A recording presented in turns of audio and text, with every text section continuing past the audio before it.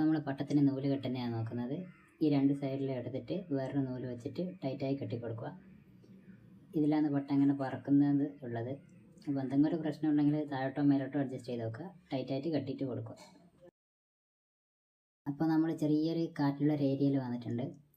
അപ്പോൾ കാറ്റിനനുസരിച്ച് പട്ടത്തിന് വിട്ട് കൊടുക്കുക. അതിന് കണക്കായിട്ട് നൂല് ടൈറ്റായി കൊടുക്കുക ബാക്കോട്ടേക്ക്.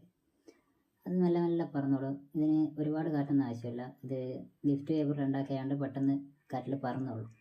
അപ്പോൾ കാറ്റിനനുസരിച്ചിട്ട് മെല്ലെ നൂല് വിട്ട് കൊടുക്കുക. അതുപോലെ ബാക്കോട്ട് ടൈറ്റായി കൊടുത്താൽ പട്ടം പറന്നോളും.